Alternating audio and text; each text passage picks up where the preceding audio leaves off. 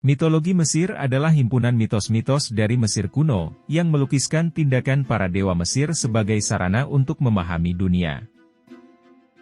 Keyakinan yang terkandung dalam mitos-mitos ini merupakan bagian penting dalam agama Mesir kuno.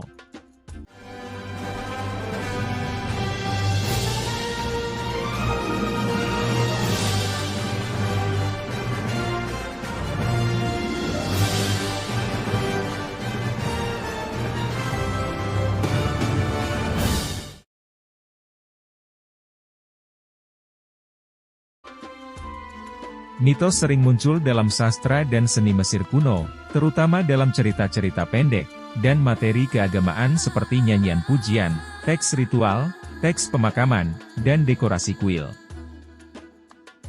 Sumber-sumber ini jarang berisi versi lengkap sebuah mitos dan kebanyakan hanya mengandung bagian penggambaran singkatnya saja. Diilhami oleh siklus alam, bangsa Mesir menganggap waktu pada masa kini sebagai rangkaian pola yang berulang, sedangkan periode waktu paling awal dianggap linear. Mitos-mitos disusun pada masa-masa awal ini dan menentukan pola untuk siklus masa kini. Peristiwa-peristiwa saat ini dianggap mengulangi peristiwa-peristiwa dalam mitos, oleh karena itu dapat memperbaharui ma'at, tatanan dasar alam semesta. Beberapa episode paling penting dari mitos masa di antaranya mitos penciptaan, di mana para dewa menciptakan alam semesta dari haos, kisah-kisah kerajaan dewa matahari Ra di bumi, dan mitos Osiris tentang pertikaian dewa-dewa Osiris, Isis, dan Horus melawan dewa pengacau Set. Peristiwa dari masa kini yang dapat dianggap sebagai mitos adalah perjalanan harian Ra melintasi dunia, dan sisi lain dunia, yang disebut Duat. Tema-tema berulang dalam episode-episode mitos termasuk konflik antara para penegak ma'at dengan kekuatan-kekuatan bersifat kehancuran. Rincian peristiwa-peristiwa sakral ini sangat berlainan dari satu teks ke teks yang lain bahkan seringkali saling bertentangan. Mitos Mesir sebagian besar berupa metafora, dengan menafsirkan esensi dan perilaku para dewa ke dalam bahasa yang dapat dipahami oleh manusia. Setiap versi mitos mewakili perspektif simbolis yang berbeda, sehingga memperkaya pemahaman bangsa Mesir tentang dewa-dewa maupun dunia. Mitologi telah mempengaruhi kebudayaan Mesir secara mendalam, mengilhami atau mempengaruhi banyak ritual keagamaan, dan menciptakan basis ideologis bagi kerajaan. Adegan maupun simbol-simbol dalam mitos juga muncul pada seni di makam-makam, kuil-kuil, dan jimat-jimat.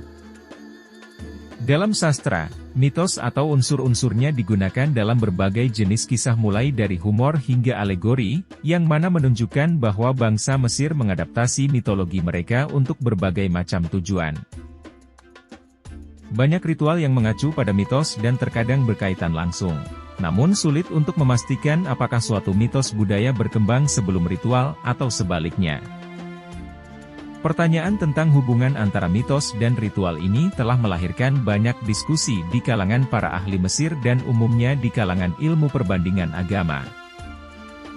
Di Mesir kuno, bukti awal praktik keagamaan mendahului mitos tertulis.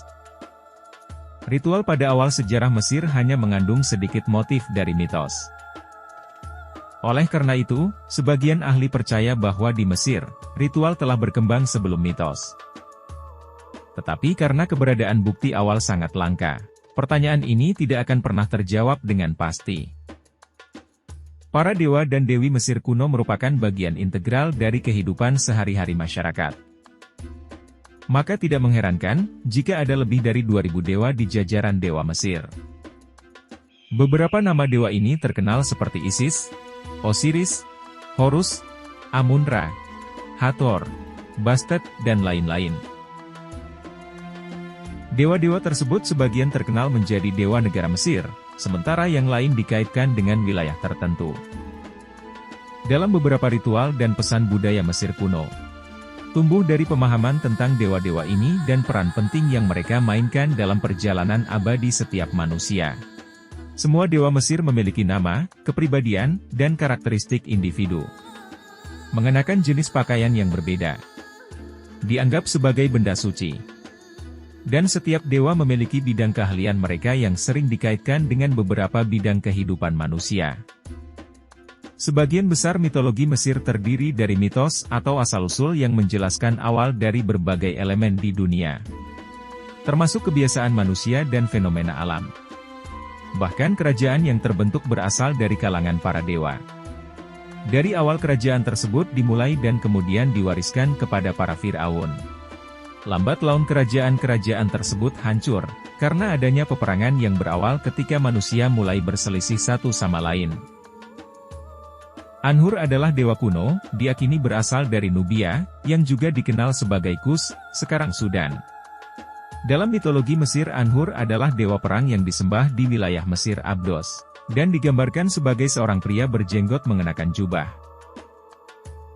dan hiasan kepala dengan memegang tombak, atau kadang-kadang sebagai dewa berkepala singa yang menggambarkan kekuatan dan kekuasaan. Karena posisinya sebagai dewa perang, Anhur dijadikan sebagai pelindung tentara Mesir kuno. Selama era Romawi kuno, Kaisar Tiberius menggambarkannya di dinding kuil Mesir, dengan mengenakan mahkota. Dan bangsa Yunani kuno juga menyamakannya Anhur dengan dewa perang mereka Ares, sementara orang Mesir kuno menggambarkan Anhur sebagai singa. Anhur adalah dewa lokal di Provinsi ke-8 Mesir Hulu, dan merupakan dewa yang khusus dalam perang dan perburuan, karena asal-usul dan kemunculan pemujaannya berasal dari era awal. Era dinasti di Abdos, dan bukti tertua yang diketahui keberadaannya berasal dari akhir kerajaan lama, melalui gelar salah satu pendeta yang menunjukkan bahwa yang dimakamkan di pemakaman Tenik disebut juga dengan Tani, Najah, Aldeir, dan Abdos. Selain dewa perang, Anhur juga dianggap sebagai dewa perburuan pada zaman Mesir kuno. Anhur juga mewakili perilaku manusia dan tidak selalu berhubungan dengan kekerasan.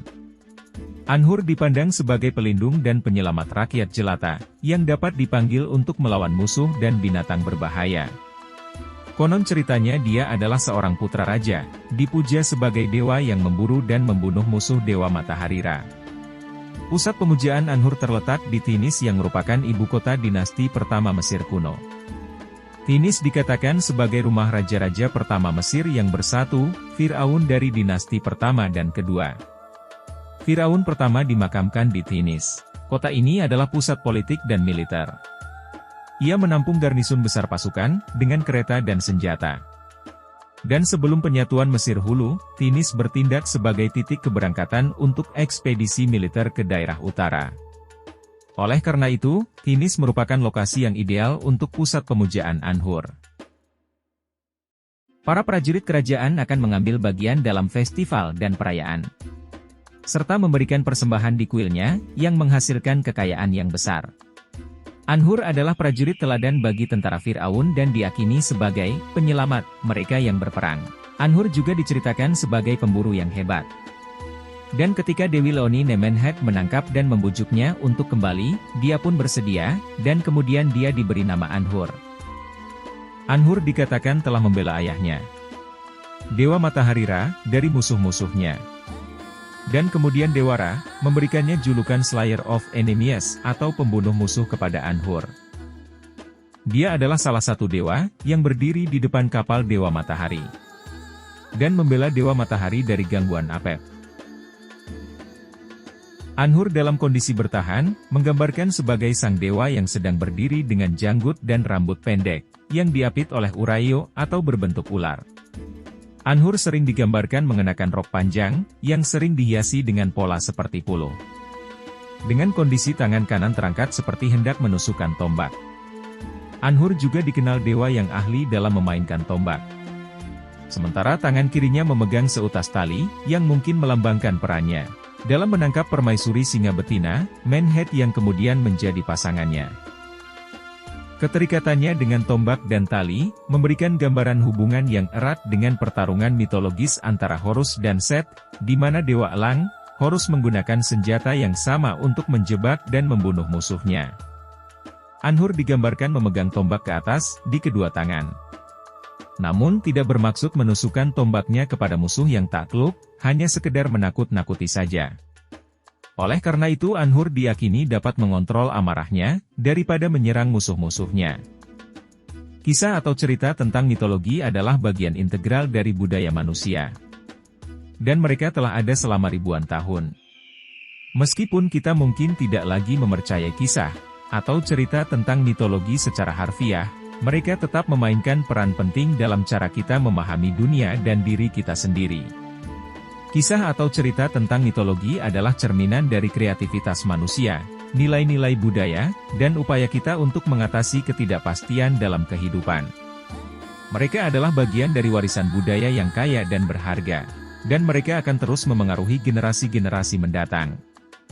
Dengan memahami asal-usul mitologi dan peran mereka dalam budaya manusia, kita dapat menghargai kekayaan warisan budaya yang luar biasa. Terima kasih sudah menonton video ini. Jika kalian suka, jangan lupa klik subscribe, like, dan juga share. Agar channel ini dapat terus berkembang, dan terus memberikan sajian yang bermanfaat, dan jika terdapat kekeliruan, mohon berikan saran dan kritik melalui kolom komentar. Sampai berjumpa di video berikutnya.